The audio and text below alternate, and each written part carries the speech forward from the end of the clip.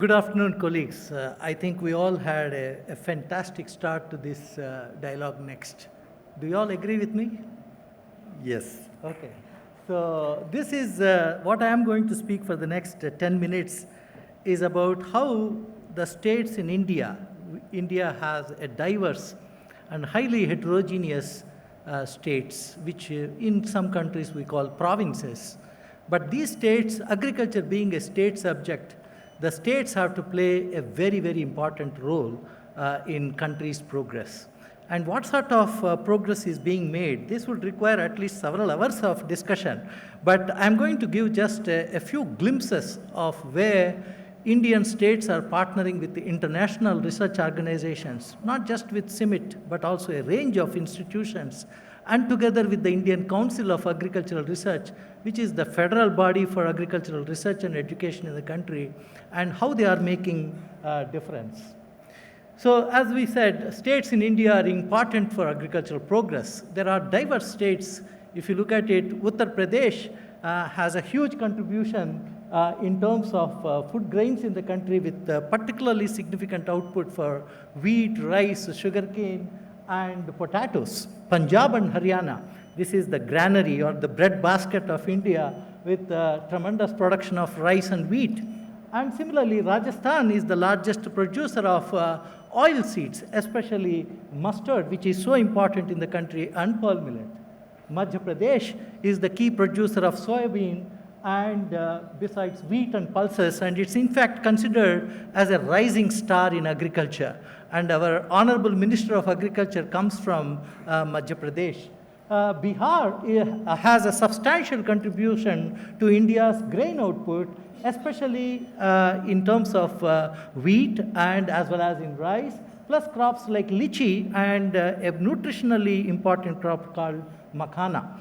So does the case with West Bengal, Maharashtra, Tamil Nadu, Karnataka, which is the leading producer of maize and coffee with a very strong focus on horticulture.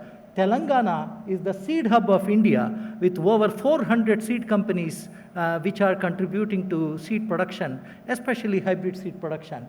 And Andhra Pradesh, the state where I come from, is also known for several major food crops, including chilies and tobacco. If you want to eat the hottest and very nice chilies, come to Andhra Pradesh. And that's where you can see the best of red chilies. Yes, and at the same time, there are several drivers and challenges. Indian states are undoubtedly making tremendous strides in agriculture by shifting towards the high-value crops and climate-resilient agriculture, modernizing crop production, and leveraging digital technologies, and getting strong support from both central and state governments.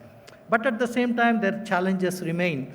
Climate change and erratic weather is undoubtedly one of the big challenges. Apart from soil degradation, resource overuse, fragmented land holdings, poor rural infrastructure, market inefficiencies, labor shortage, and many a times market volatility too.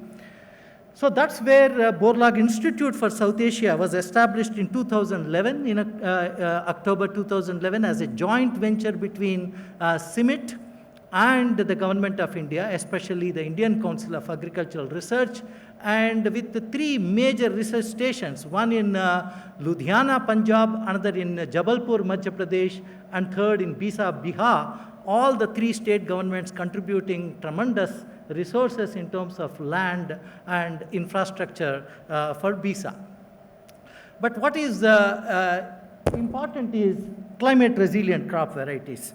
CG institutions, together with Indian Council of Agricultural Research and state agriculture universities, over the last few years have developed thousands of climate resilient varieties.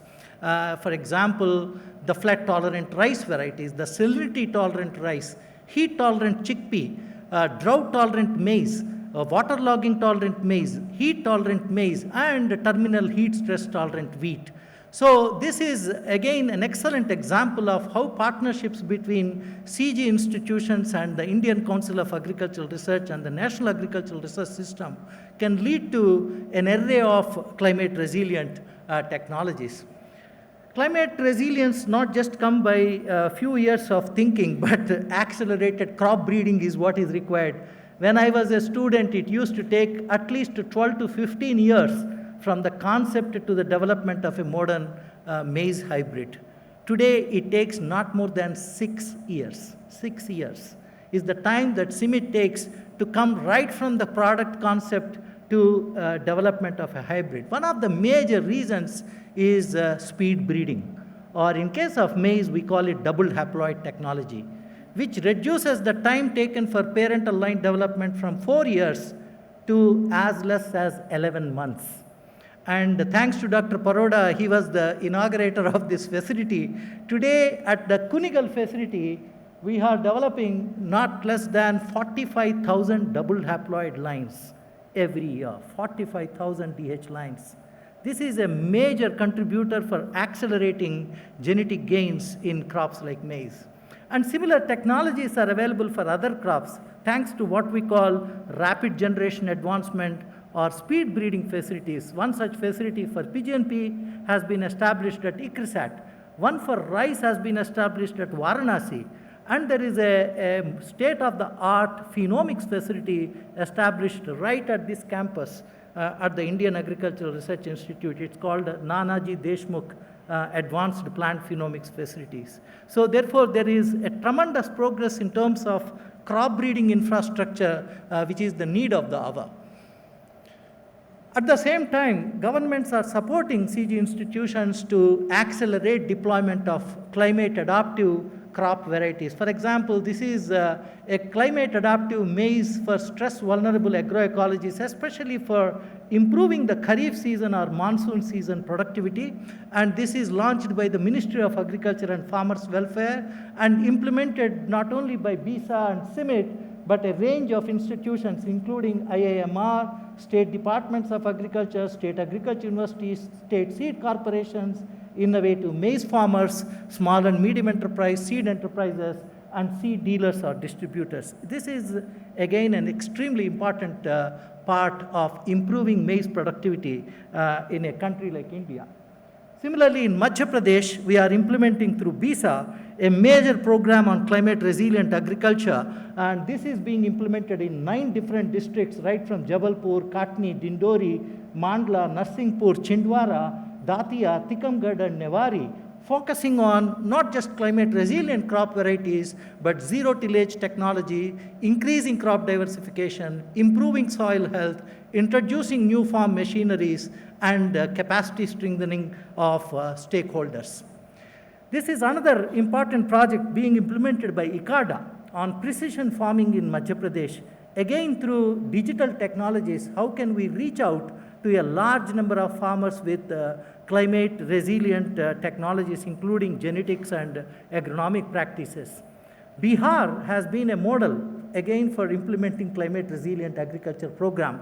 And this is being implemented in all the 38 districts in Bihar, with 190 selected climate resilient agriculture villages, and there is a control set of 190 villages where such practices are not adopted, and therefore you can have an excellent randomized control analysis of what happens when CRA is implemented and when CRA is not being implemented. So this is, again, the brainchild of the Chief Minister, Nitish Kumar. Transforming Haryana's crop production system. This is a very, very important project being implemented by the International Potato Center, SIP, and where they are trying to unlock South Haryana's potential with high-value table and processing varieties, and expand the potato cultivation in southwest Haryana, scale up seed production both through formal and informal channels, and strengthen the value chains with cutting-edge technologies, including industry partnerships.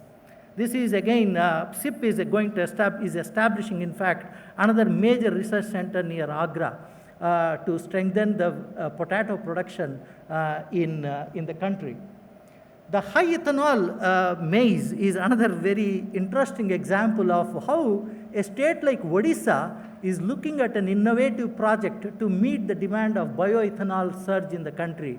And CIMMYT is implementing this project to develop high ethanol varieties for commercially viable and sustainable bioethanol production in Odisha. International Rice Research Institute, IRRI, is also implementing several transformative projects on sustainable rice production systems, for example, in Odisha, in Uttar Pradesh, as well as in Kerala. So this is another excellent example where IRRI, in partnership with local institutions, state departments of agriculture, is trying to make rice production systems more sustainable and resilient. But I would like to highlight here, apart from what we are doing, there is a tremendous need to transform the predictive breeding capacity of institutions in this country. That is not at the desired level. You need to organically integrate the pedigree data, genotypic data, phenotypic data, management data, and environment data through AI and machine learning, and breed for the future, not just for the present. And that capacity is tremendously lacking in countries across the global south, including in sub-Saharan Africa and in Asia. Scaling farmer-centric innovations is utmost need of the hour. That's the next leap forward that we would like to see through a very strong synergy between CGIAR as well as the national system. Climate resilient varieties with water and nutrient use efficiency coupled with disease and insect pest resistance, conservation and regenerative agriculture practices, diversification of cropping systems with proven benefits to the farming communities, quality seed production and deployment through public-private partnerships, scale-appropriate mechanization, and bridging the knowledge gaps of stakeholders. Mahatma Gandhi, the greatest visionary that one of the world has perhaps ever produced, he said that the difference between what we do and what we are capable of doing would suffice to solve most of the world's problems. The difference between what we do and what we are capable of doing. We must become the change we want to see. That's the great man, Mahatma Gandhi. Let's emulate his philosophy and make this synergy even more stronger in the coming decades. Thank you so much.